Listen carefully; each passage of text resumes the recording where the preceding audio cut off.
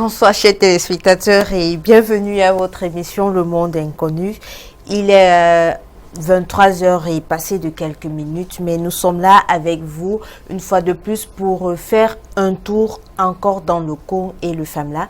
Mais je vais donner le soin au professeur Emmanuel Lipote qui m'accompagne ce soir et qui est le concepteur de cette émission de nous dire de quoi il est réellement question ce soir. Bonsoir professeur. Bonsoir Laura Agathe, bonsoir à tous les téléspectateurs de Canal 2 International qui nous prêtent le flanc pour échanger avec vous. Alors ce soir nous revenons sur le même thème parce que ce thème-là nous permet de resituer la position de l'être humain de manière générale sur notre planète et le noir en particulier. Nous avons essayé de démontrer par A plus B que entre l'homme et Dieu, il n'y a pas d'intermédiaire.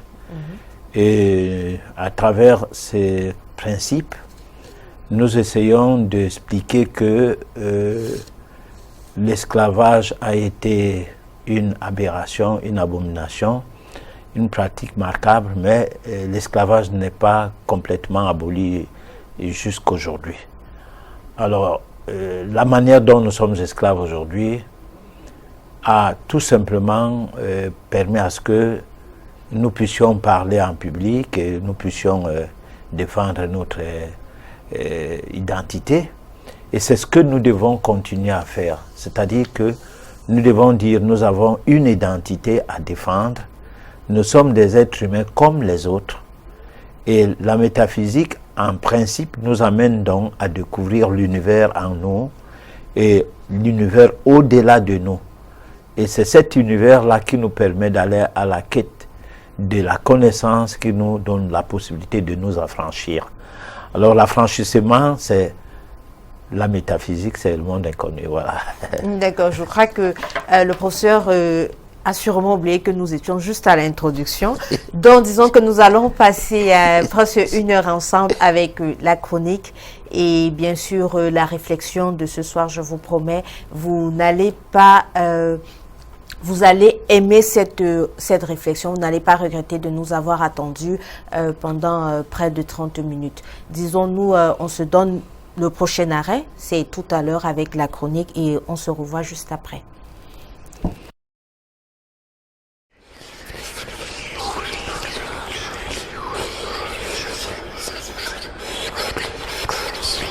Le COM et le FAMLA, les sociétés secrètes, les comptoirs d'achat des esclaves occultes à l'ère de la colonisation.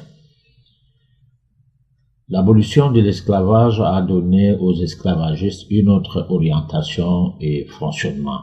Grâce à leur appartenance aux sociétés secrètes, ils ont réussi à organiser autrement une ère nouvelle, la colonisation. Le spectre étant basé sur la puissance de manœuvres occultes en faveur desquelles la maîtrise des faits coloniaux s'est rendue facile, ce qui leur aurait permis d'obtenir une sorte d'exubérance en avantage de toute nature. D'ailleurs, on ne saurait douter de la complexité sans pareil de l'escalade expansionniste de leur action, car c'est en faveur de tout cela que la néocolonisation va finir par s'installer.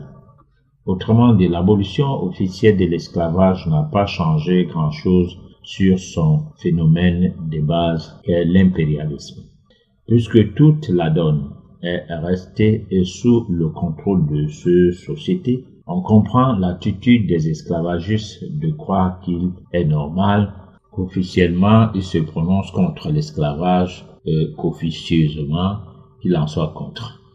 Dans la recherche des moyens à ne pas déplacer leurs bornes, ils ont réfléchi sur comment remplacer l'esclavage par la colonisation en améliorant les pratiques mystiques de base et en atteignant des actions brutales à travers des méthodes voilées.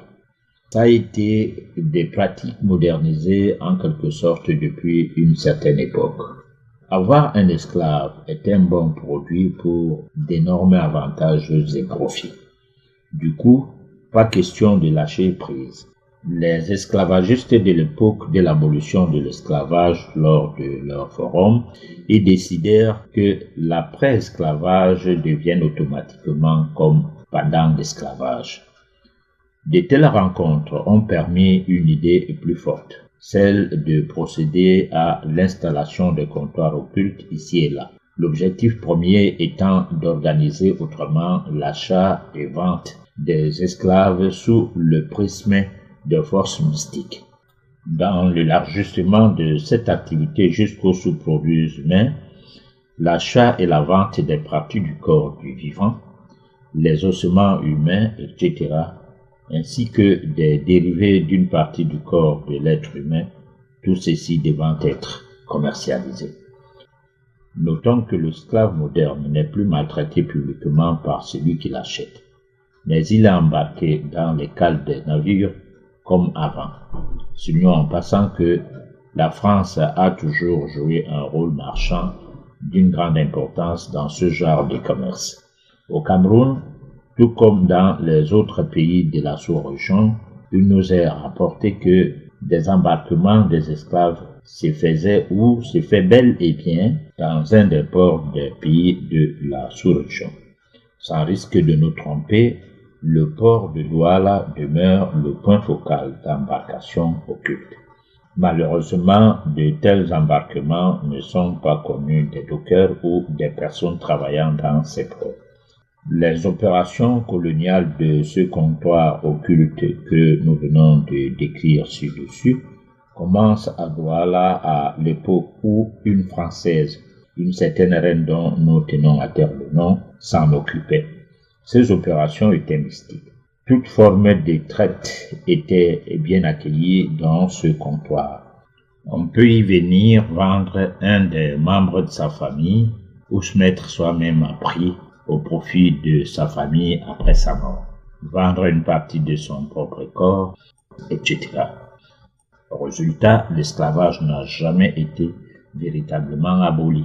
C'est la méthode qui aurait changé au point où ces comptoirs continuent à acheter et vendre des gens qui vont travailler comme des ouvriers dans des usines de l'Occident, des firmes fabriquant des produits manufacturiers ou des pilaires de WC, des balayeurs de rue, des gardiens de parcs, etc.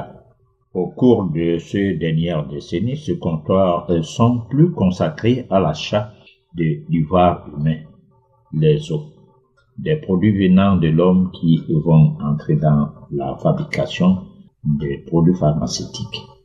Ils ont pour fournisseurs des exhumeurs. Voici de retour sur votre plateau Le Monde Inconnu.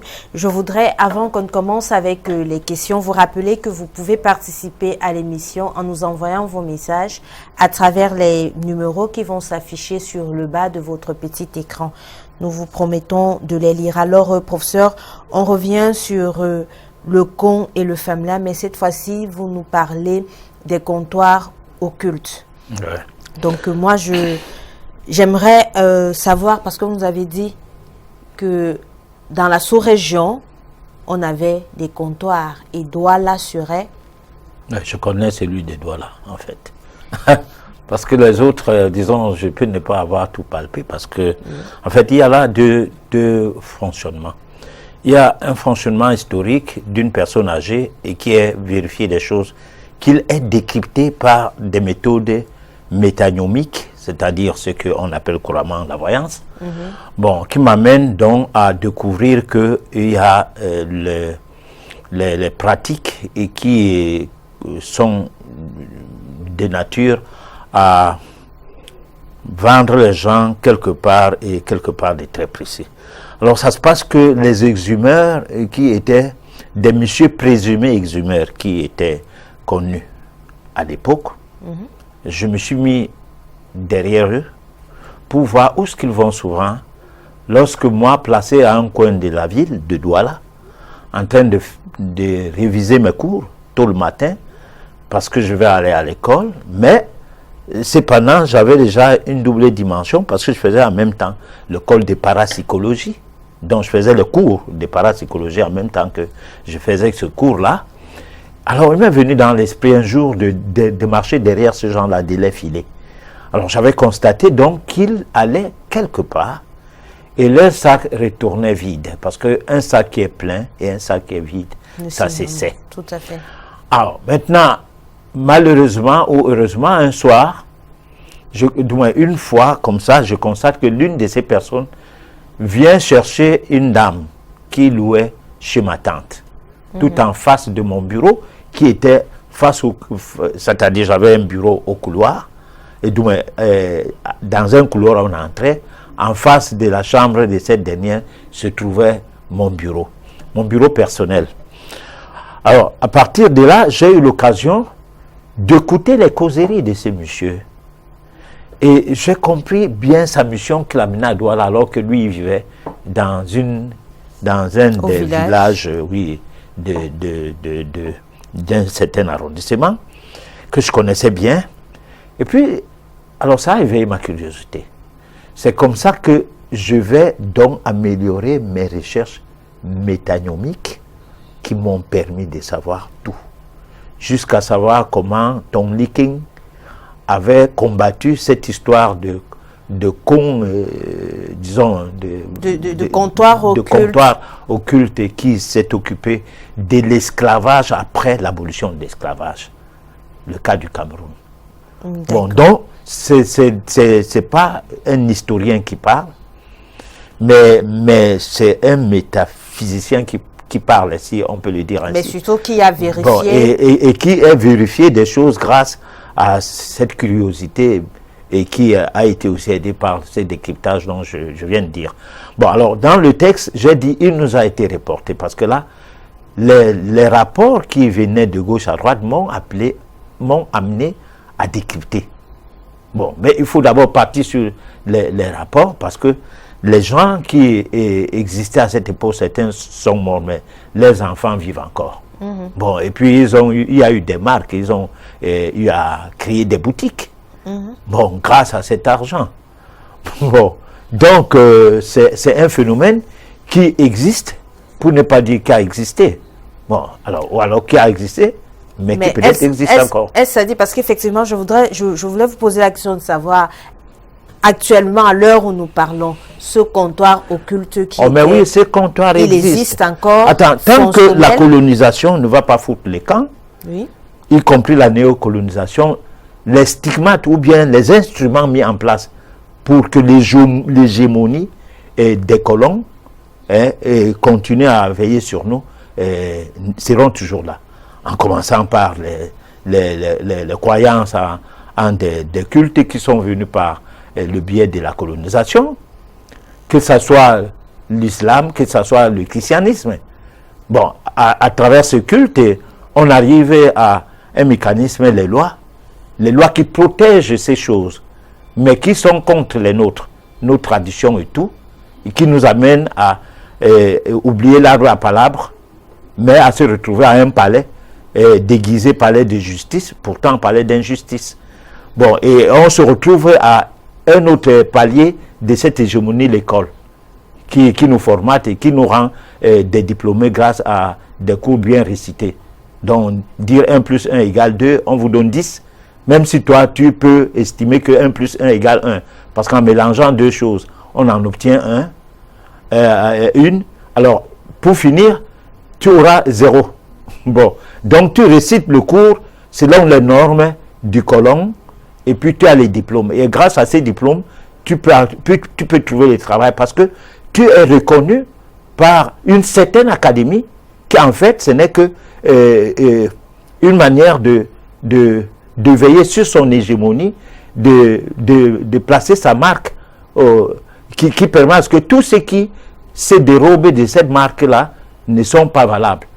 Alors, donc finalement, il faut que ces choses-là soient connues pour que les gens sachent l'utilisation de toutes ces choses, à quoi cela rimerait pour trouver son identité personnelle d'un être humain.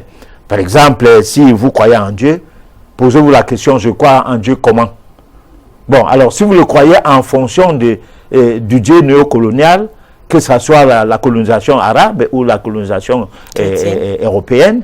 Alors, sachez que vous croyez en Dieu colonial. Bon, et que vous croyez en l'école, sachez que l'école, on l'utilise. Ce n'est pas l'école qui nous utilise. C'est-à-dire, allons à l'école pour utiliser l'école. Et non que l'école nous utilise. Donc, essayons de voir qu'est-ce que l'école peut nous apporter. Et là, on va aller plus loin. Bon, pour ce qui est des lois qui sont là, c'est pas un problème. Il faut se conformer à ces lois pour que plus tard, un jour, qu'on ait des lois humaines. Parce que les lois d'aujourd'hui favorisent du n'importe quoi. On peut facilement vous arracher une femme et vous mettre en même temps en prison, alors que alors qu'il y a les lois là. Moi, j'aimerais qu'on revienne sur les comptoirs, le comptoir de Douala, parce que lui, il semble vraiment très intéressant.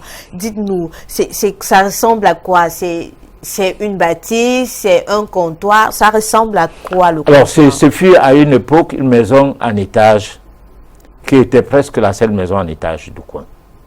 Bon, non loin de là où nous sommes actuellement en train de passer cette émission. Ah ça? Bon, alors, mais c'est pas intéressant de dire aux gens à tel endroit, parce que je connais. Une fois à Suite FM, j'ai commis l'erreur d'en parler d'une certaine façune. Les gens sont venus remplir mon bureau. Parce qu'ils voulaient que parce qu'ils voulaient vendre une partie de son corps et avoir de l'argent et quitter la pauvreté. Alors, donc, ces comptoirs existent. Bon, je n'ai pas eu le soin d'y entrer et poser mon problème, c'est-à-dire supposer dire que, bon, je veux vendre l'œil, ou bien le pied, ou bien je veux vendre quelqu'un. Ben, pourquoi? Parce que je ne m'étais pas intéressé. Moi, je n'ai pas besoin d'argent d'une certaine manière. Moi, je me dis que l'argent, on l'a déjà quand on a tout, sauf l'argent. Ah, voilà. Bon, je ne sais pas si on a compris. Mais bon, on va... Mais moi, j'aimerais savoir comment est-ce que vous pouvez expliquer le fait que Douala soit le point focal de ces comptoirs occultes dans la sous-région, selon ce que vous nous aviez... Oui, l'un des points focaux ou sinon le point focal. Parce que le port de Douala, jusqu'à une certaine date, était très sollicité. Voilà. Parce qu'il y a des pays enclavés qui ne donnent pas directement sur la mer. Voilà. Ou sur un fleuve d'une certaine puissance de navigation. Bon. Alors donc, Douala, c'est ça.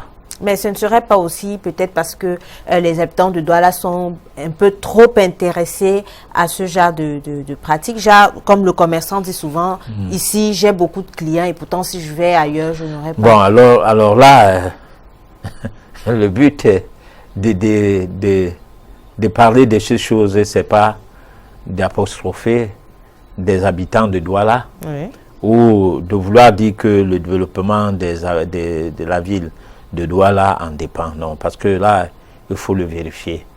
Notre but est d'expliquer aux gens que du code noir, parce que code des Noirs c'est autre chose, du code noir qui nous amène à être baptisés, à devenir chrétiens de gré ou de force, ce code avait pour but, par le biais du baptême, de détruire les fétiches qui étaient en nous et de nous conditionner à l'assujettissement.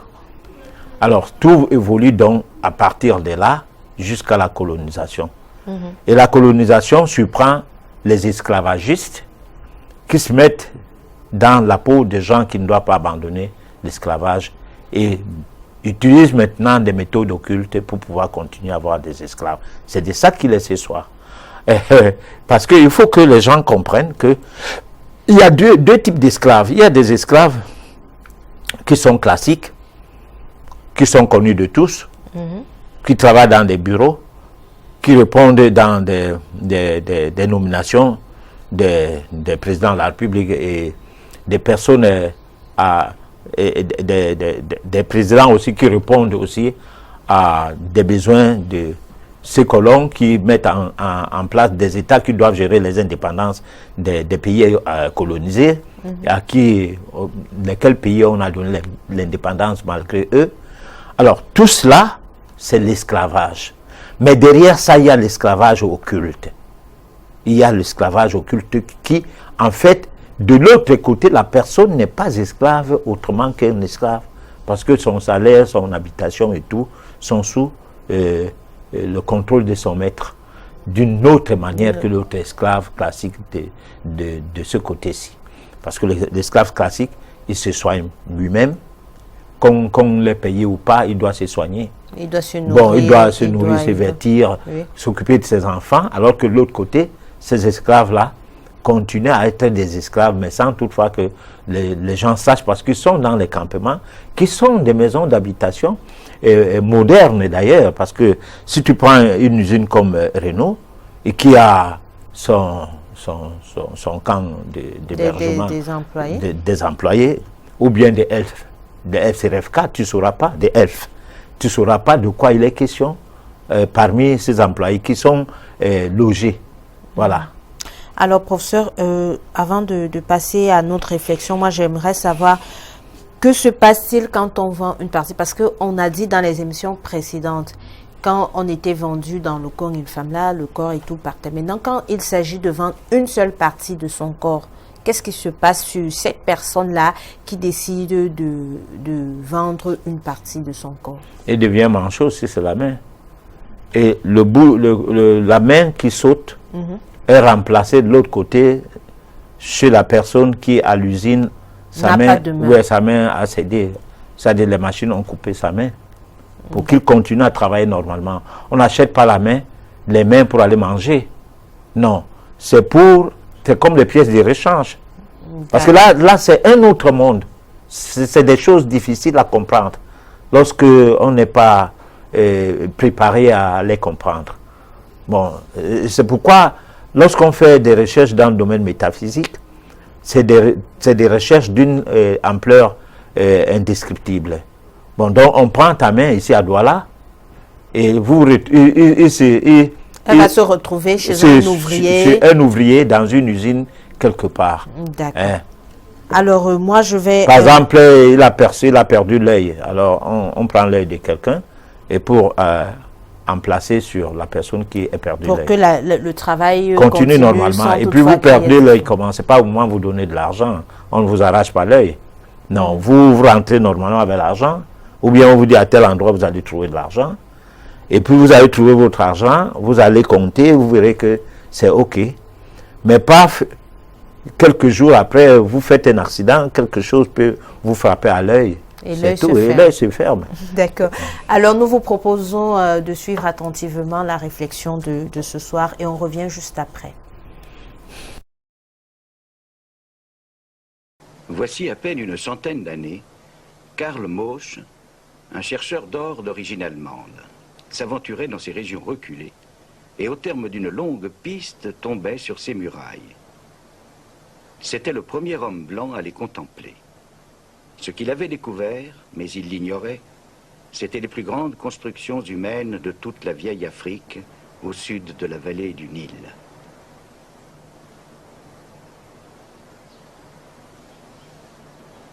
Qu'était-ce donc que ces ruines mystérieuses, découvertes au fin fond de l'Afrique?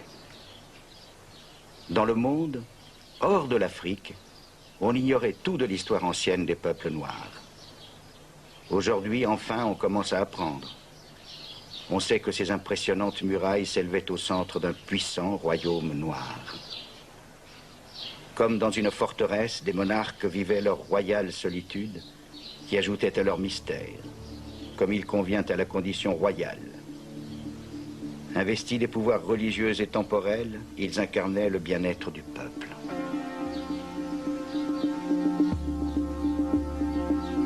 Une cité de pierre au cœur de l'Afrique.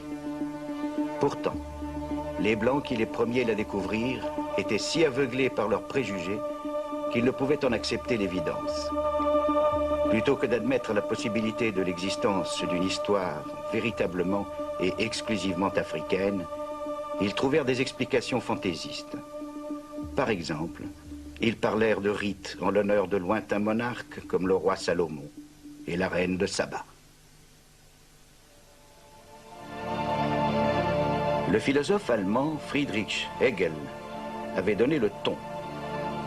Bien que n'étant jamais allé en Afrique et ignorant tout de ses habitants, voici ce qu'il en disait publiquement en 1831. L'Afrique est le pays où les hommes sont des enfants. Une terre à l'écart de la lumière de sa propre conscience historique et baignée par les couleurs sombres de la nuit. À ce point, oublions l'Afrique et n'en parlons plus. Car l'Afrique n'appartient pas à l'histoire du monde.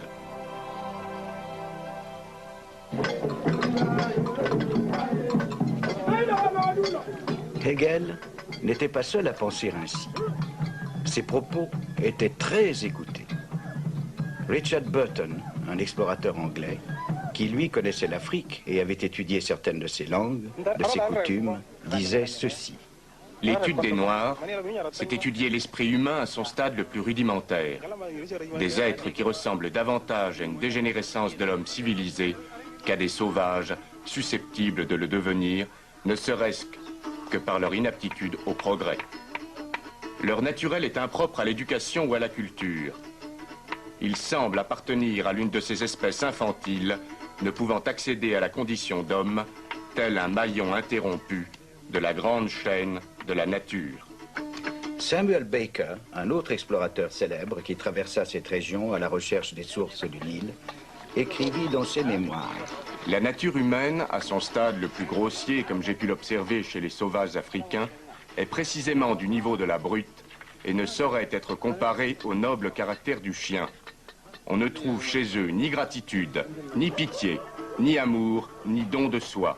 Rien que la cupidité, l'ingratitude, l'égoïsme et la cruauté. Impardonnables, les Européens des XVIIIe et XIXe siècles préférèrent oublier ce que leurs ancêtres savaient fort bien, à savoir qu'en Afrique occidentale avaient prospéré de nombreux royaumes, aussi somptueux et bien gouvernés que d'autres en Europe médiévale.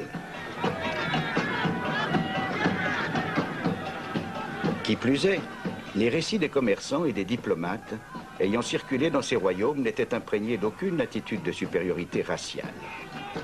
Le racisme, en fait, est un mal relativement moderne.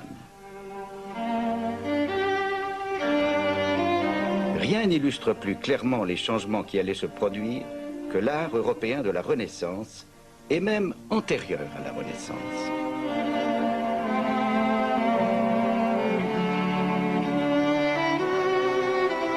Dans ces tableaux, blancs et noirs figurent avec une égale dignité. On n'y trouve aucune allusion à ce que plus tard, le monde devait appeler la nature humaine à son stade le plus grossier. Et cette reconnaissance d'égalité entre blancs et noirs prédominait aussi au Moyen-Âge. Saint Maurice, qui était noir, comptait parmi les saints vénérés en Europe centrale. Nous le verrons, il est l'un des héros de cette histoire. Qu'y a-t-il donc à l'origine de ce changement radical d'attitude chez les Blancs? L'histoire nous donne la principale réponse: le commerce des esclaves vers le Nouveau Monde. Accrochés dans leurs forteresses de la côte occidentale de l'Afrique, les nations européennes se concurrençaient dans la déportation de millions d'hommes et de femmes noires. Les canons de ces Blancs n'étaient pas pointés vers l'Afrique, souvent considérée comme source de danger, mais vers l'océan, prêts à affronter les navires rivaux pouvant soudainement apparaître à l'horizon. Bien sûr, les Africains n'ont pas été les seules victimes du racisme et des préjugés de couleur. Mais s'ils ont davantage souffert que les autres peuples du monde, la raison en est d'abord là. Pendant plus de 300 ans, cette superbe côte a été le théâtre de la cruauté organisée et systématique.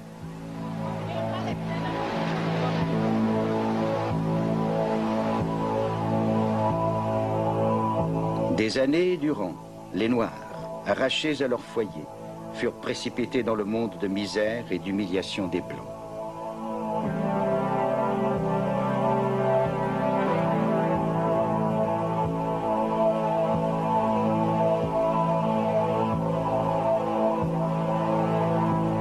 On les considérait comme moins qu'humains, comme des objets à acheter ou à vendre, comme du bétail contre lequel tout acte de violence et d'avilissement était justifié. Partout où le trafic des esclaves a sévi, la stabilité et les structures de la vie africaine furent anéanties. Et avec elles, le respect mutuel ayant préalablement existé entre blancs et noirs.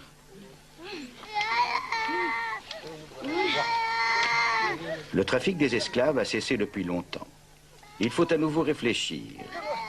Toutes ces vieilles idées sur l'infériorité des Noirs étaient complètement fausses, sans fondement. Elles doivent être balayées de notre esprit. Et alors, que de vérités à découvrir.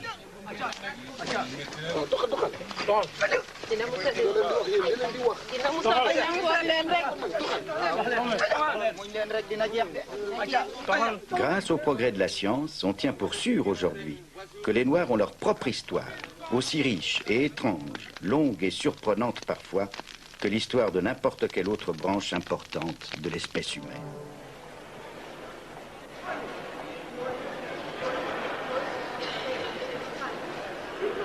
Émerveillé par les trésors du musée du Caire, on est enclin à penser à l'Égypte des pharaons comme à une civilisation en soi, ne devant rien ou presque rien aux influences extérieures de quelque origine que ce soit, comme à une civilisation entièrement originale. En écoutant le guide, la plupart des visiteurs doivent penser que cette statue, celle du jeune roi Toutankhamon, peut bien être devenue noire au cours des siècles, mais qu'en aucun cas, elle ne pourrait avoir été à l'origine la statue d'un noir. Cette idée se développe de plus en plus à présent, notamment chez les historiens et archéologues africains. L'un des spécialistes les plus reconnus est le professeur Cheikh Anta Diop du Sénégal. Contemporain des Égyptiens et même des philosophes du 19e siècle, voici dans le tombeau de Ramsès III, au XIIe siècle avant Jésus-Christ, les 4 races connues des Égyptiens représentées sur le même plan. Ici, vous avez l'Égyptien, le type générique de la race. Donc, ici, c'est le type générique de l'Égyptien. Ce n'est pas tel ou tel Égyptien en particulier, mais c'est le type général de l'Égyptien qui est représenté ici, en noir charbon, si je puis dire, avec toutes ses particularités ethniques. Et sur le même tableau, vous avez le type indo-européen représenté également, avec toutes ses différences par rapport au type égyptien, du point de vue de la couleur de la peau et du point de vue du vêtement. Et ici, vous avez les autres Africains qui habitaient à l'époque l'intérieur du continent, représentés de la même façon que les Égyptiens. Ce tableau, cependant, est une rare exception. C'est le seul, semble-t-il, qui démontre si clairement le point de vue du professeur. Le même tombeau sur le même plan. L'Occident découvre que c'est l'Égypte et une Égypte noire qui a apporté tous les éléments de la civilisation en Europe. Et cette vérité, il n'était pas possible de l'exprimer. Voilà la vérité, voilà la réalité. Et ensuite, toute la ligne presque des égyptologues qui ont falsifié l'histoire de l'humanité de génération en génération et qui ont commis un crime le plus grave contre la science et l'humanité. Au sein de ces égyptologues aussi, il y a eu une tendance beaucoup plus modérée qui a essayé d'exprimer une vérité plus ou moins fardée. Voilà. Donc, c'est comme ça, de falsification en falsification, qu'on en est arrivé à dire que l'Égypte est un accident géographique en Afrique. Et quand on parle de l'Égypte, on parle de l'Orient. L'Égypte, c'est pas l'Orient, c'est l'Afrique. Hein? L'orientalisme est une frustration, c'est une falsification. Il faudra bien qu'il arrive un moment où, après 1000 vérifications, quand les Africains seront édifiés sur ces faits, hein, qu'ils prennent leurs responsabilités et que dans certains domaines quand même, qu'ils s'écartent de l'idéologie parce que les autres font de l'idéologie, même si aujourd'hui ils occupent le haut du pavé, même si aujourd'hui ils sont les pays les plus développés, ils ont failli dans le domaine de la transmission des connaissances dans le domaine des sciences humaines. Ils n'ont pas été capables, ils ont falsifié parce que ce sont des savants de très haut niveau. C'est pas par ignorance, mais c'est par idéologie, c'est par réaction purement humaine qu'ils ont falsifié. Il y a eu des falsificateurs de l'histoire, ils ont commis ce que j'appelle, et je pèse bien mes mots, un véritable crime contre l'humanité, parce que C'est dégradant pour quelqu'un qui est chargé de propager le savoir, de transmettre sciemment des contre-vérités. Et il y a des générations entières de spécialistes occidentaux qui ont été coupables de ce crime à l'égard de l'humanité, et ils le savent. Ils le savent. Et après, c'est sur la base de ces faits falsifiés qu'on a formé des générations qui continuent à perpétuer, quelquefois de bonne foi, et qui même, une fois qu'on leur a démontré, qui, une fois formés ainsi, quand on leur démontre la vérité, même au tableau, par éducation, ils ne peuvent plus y adhérer. Retour sur notre plateau du monde inconnu. Professeur, on nous a proposé tout à l'heure une réflexion qui nous parlait, qui revenait sur l'histoire africaine et dans laquelle, au fait, parlant de la réflexion, on constate que les Africains sont même au début du monde et ont été forts jusqu'à ce que la colonisation, l'esclavage plutôt, ne vienne les dégrader. Mais moi, j'aimerais quand même qu'on revienne là-dessus, surtout au moment où je crois, Cheikh Anta Diop dit qu'on est en train de former des générations avec une base falsifiée. Et apparemment, c'est votre combat. Qu'est-ce que vous proposez pour que ces générations-là, qu'on forme actuellement avec de mauvaises informations, puissent revenir à, je vais dire quoi, à la vraie histoire pour pouvoir mieux propager l'histoire réelle de l'Afrique? Bon, disons, c'est un combat, mais moi, je pense que c'est peut-être une manière de faire découvrir les Africains qu'ils ont une identité à défendre. Alors, pour que ça soit juste un combat, ça reste un combat d'université et un combat d'intellectuels.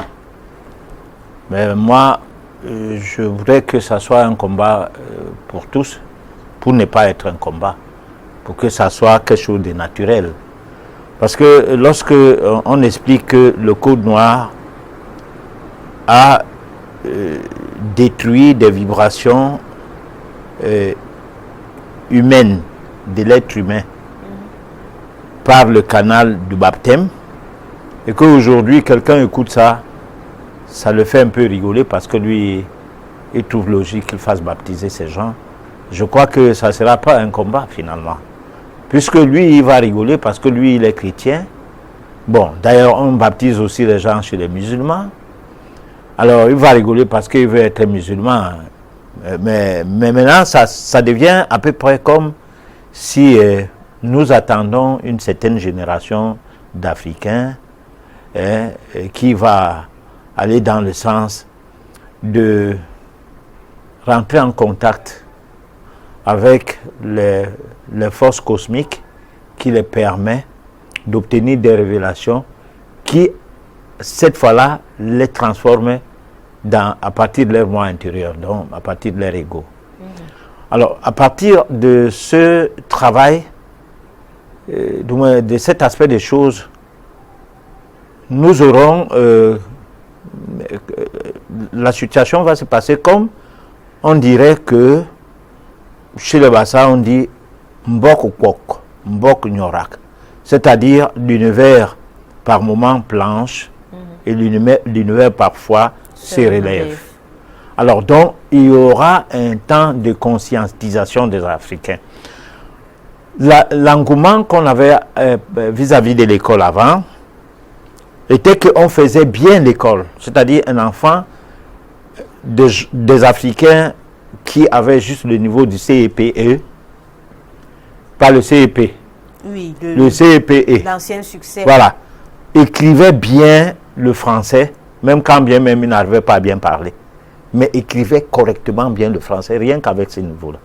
Parce qu'en fait, il y avait l'envie de bien faire. Et parce qu'on croyait à l'école, d'une certaine manière. Tout à fait. Bon, aujourd'hui, quelqu'un qui a la licence écrit très mal le français.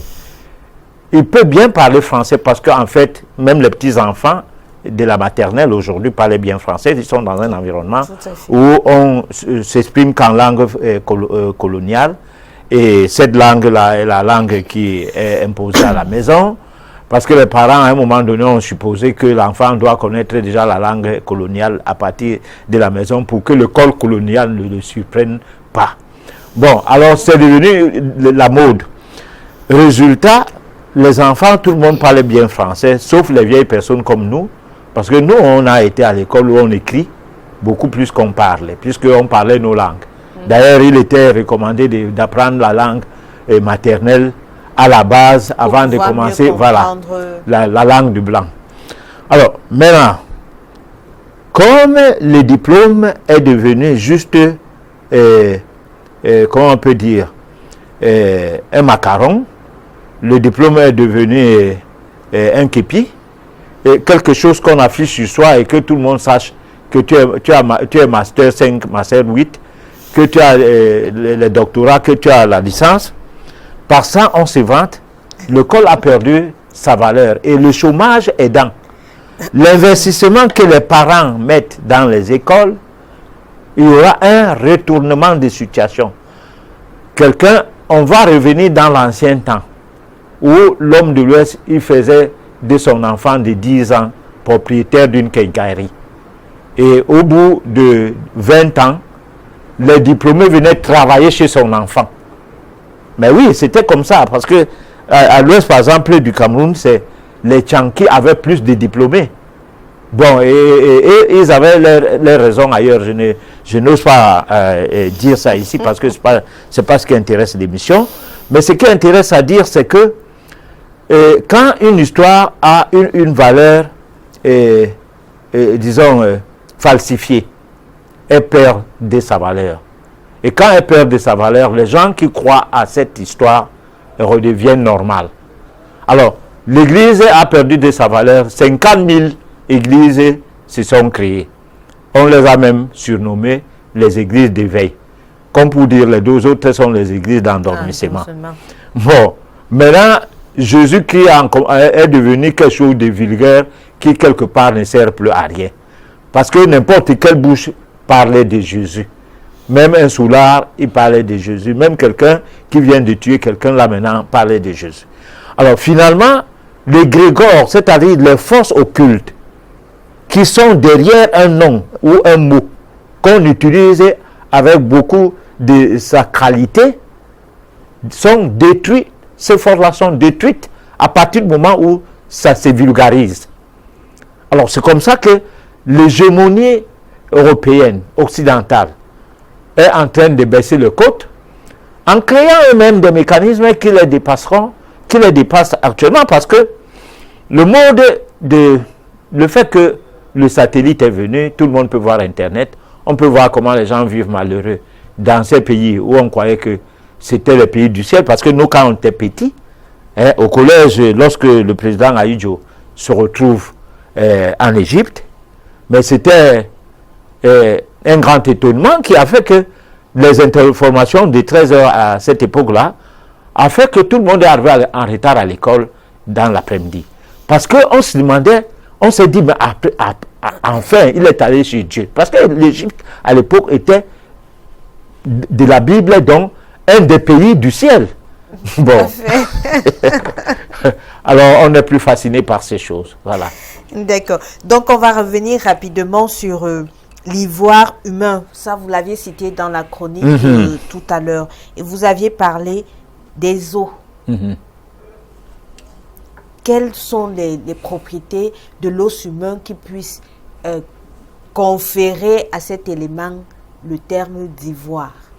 Alors, pourquoi on achète les os des gens enterrés et déterrés?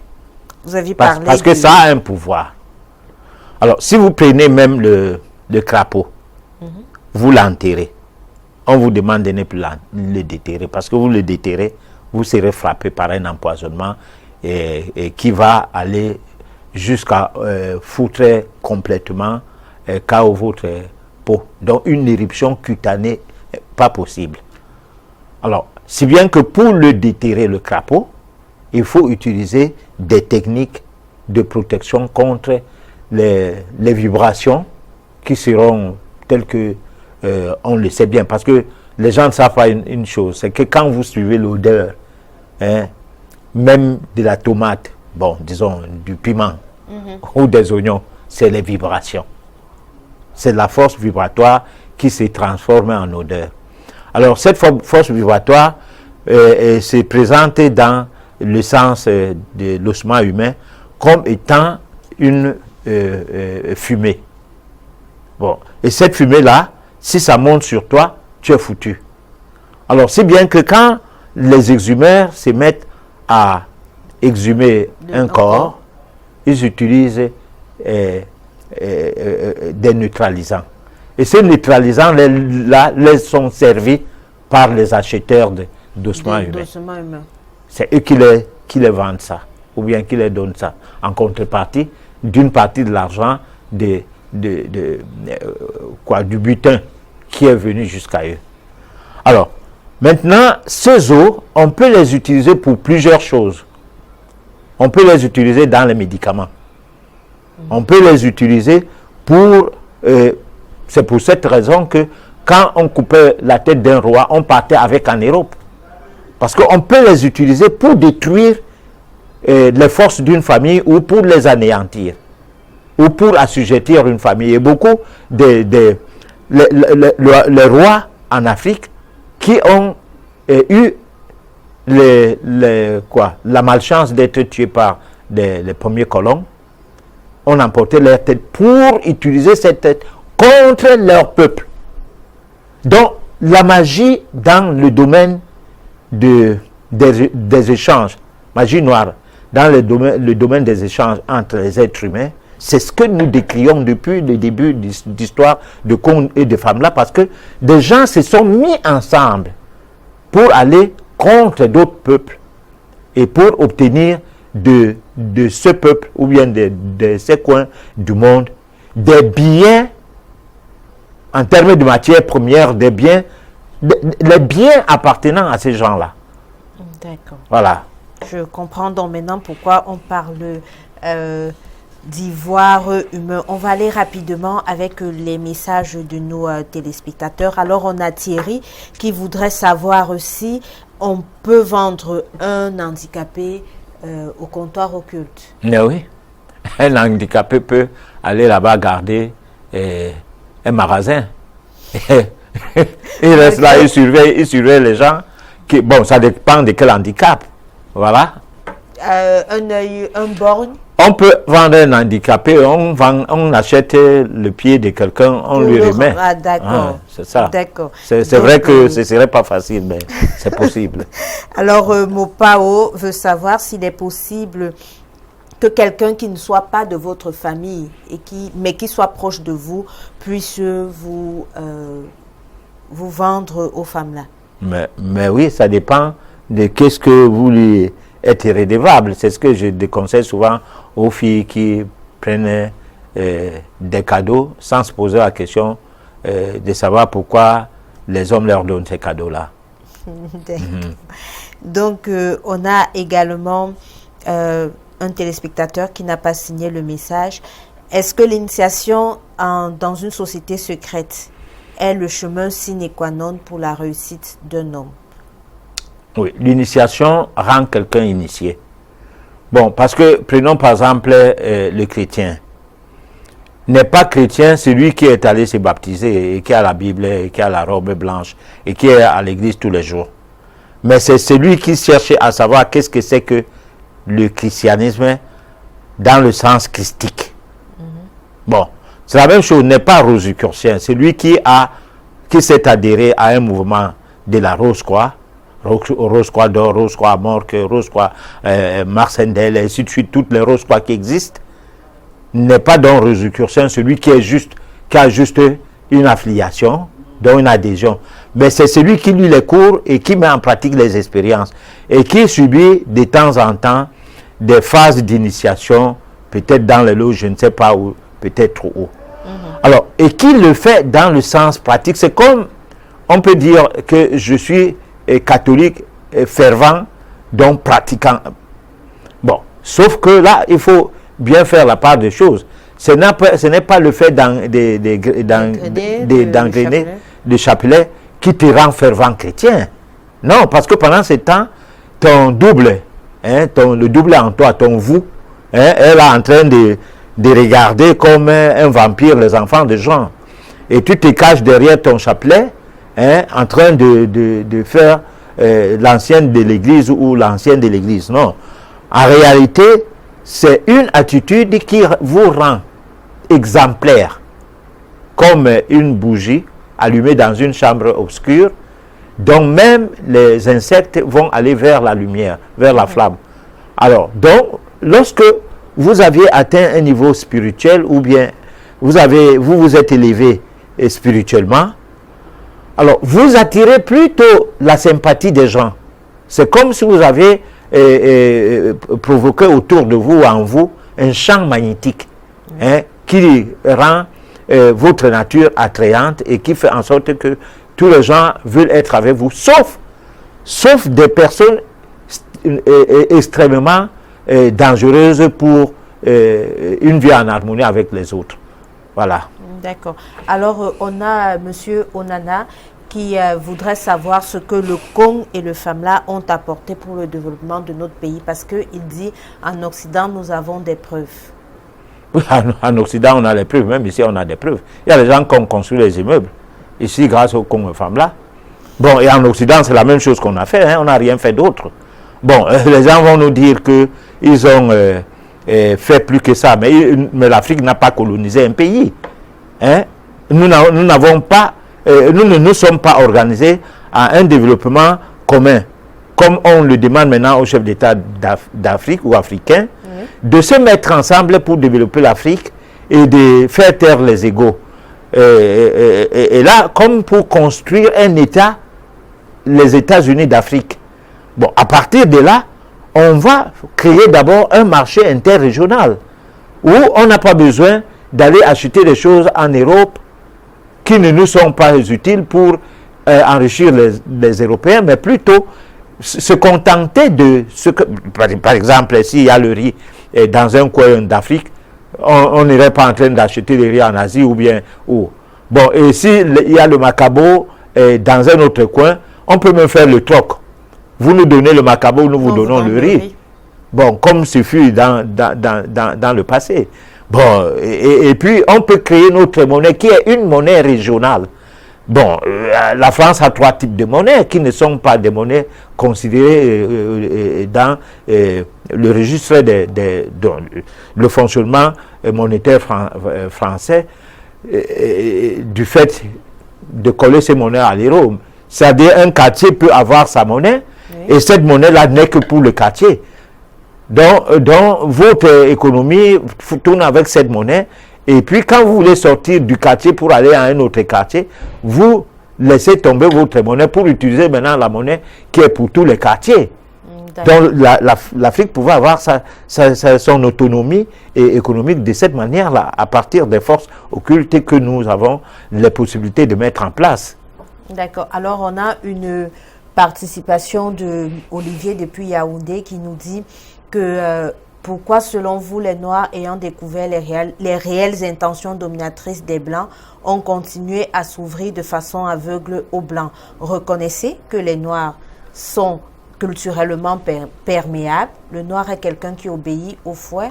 Ils ont essayé avec les Arabes, les Indiens, les Japonais, les Chinois, sans succès parce que ces tribus sont culturellement et solidement ancrées dans leur tradition. Donc, pour M. Olivier, il pense que les Noirs devraient rentrer dans leur culture, dans leur religion et dans leurs croyances pour pouvoir s'en sortir. Ça, c'est une participation de Olivier depuis Yaoundé. Je peux faire un petit commentaire? Tout à fait. Olivier n'a pas compris une chose. On a bien fouetté les gens partout, mais on n'a pas maltraité les gens partout comme en Afrique. Voilà. Bon, donc, je veux bien, on a colonisé l'Asie, on a colonisé les gens partout, mais où sont les rouges? Où sont les rouges? Les rouges sont presque terminés, et les Amérindiens, aujourd'hui aux États-Unis, sont l'un des États les plus pauvres des États-Unis. Alors, les Noirs sont debout. Bon, parce que moi, je ne suis pas en train de faire moi, je me porte en faux lorsque les gens critiquent les Africains. Nous sommes, à l'heure actuelle, nous sommes gérés jusqu'à l'heure actuelle. Les boucliers sont nos chefs. Les boucliers de ces blancs-là sont nos propres chefs. C'est bien que quand tu as un problème aujourd'hui contre la médecine, ce n'est pas le blanc qui vient.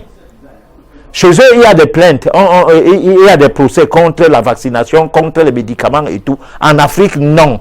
Et ce n'est pas la faute des Africains de ne pas pouvoir le faire. On leur a dit que c'est le blanc qui a le meilleur médicament.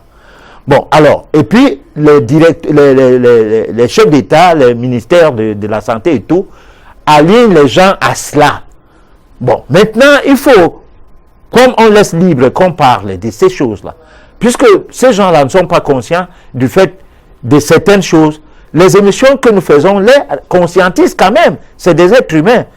Et c'est à ce qu'il faut comprendre que de continuer à dire « Ah, c'est le noir qui a fait ci, qui a fait ça ».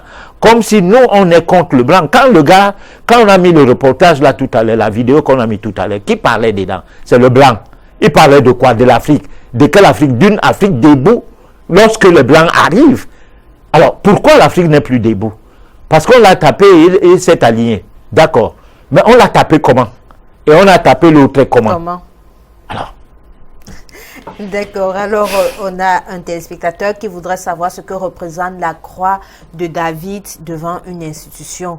Et il a une deuxième question. Quand le propriétaire de l'institution décède et que sa progéniture n'observe aucune évolution, est-ce vraiment une implication au secte? Et que faut-il faire? Bon, alors la croix de David, moi, je ne sais pas ce que c'est. Bon, mais disons que lorsque vous portez même les chapelets qui ont les croix avec quelqu'un dessus, bon, posez-vous la question que celui-là représente quoi dans votre tradition.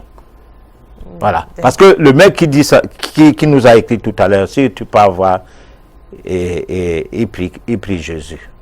Bon, et c'est les gens qui disent, ah, laissez-nous ça. Nous sommes dans un village planétaire. Bon. Alors, on a Romaric, bonsoir, j'aime bien votre émission.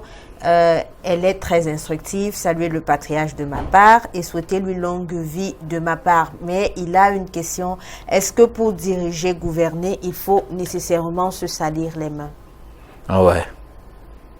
Ça a été tout comme ça. Même la Bible, quand on lit les rois, les livrets de rois, roi 1, roi 2, on constate que les rois tuaient les gens. Bon. Donc. Alors, pour clôturer, j'ai une dernière question.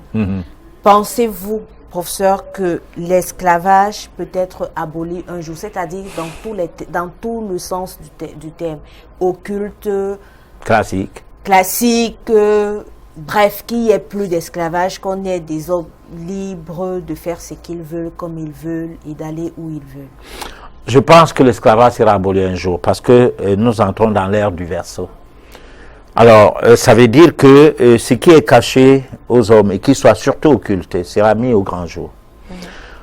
Et l'esclavage sera aboli au fur et à mesure que les gens vont s'apercevoir qu'ils sont sous la domination des forces occultes, qui quelque part, ils peuvent se débarrasser de ces forces occultes. Parce que nous autres qui avons été protestants baptisés, catholiques baptisés, témoins de Jéhovah, adventistes, musulmans et tout, on n'était pas en prostitution spirituelle pour rien. Ce n'était pas une aventure. On croyait à quelque chose. Bon, on pense n'avoir pas vu c'est quelque chose. Je ne dis pas qu'il n'y a pas quelque chose.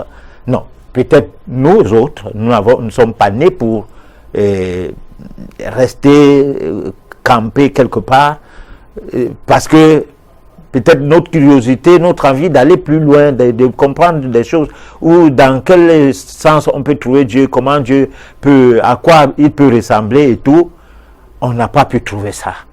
Et que maintenant, revenez au-dedans de nous, d'autres révélations sont arrivées, parce qu'à force de chercher Dieu dans ces églises, dans ces mouvements, c'est là que Dieu se révèle en toi. Mais si tu t'alignes, tu te confirmes, on te baptise, on te communie, on te confirme, tu restes là, tu commences à respirer, que tout est entre les mains de Dieu. Alors là, bon, finalement, Dieu ne va pas se révéler en toi, puisque toi, tu l'as déjà même trouvé, et tu as même pris ta vie et lui donner. D'accord.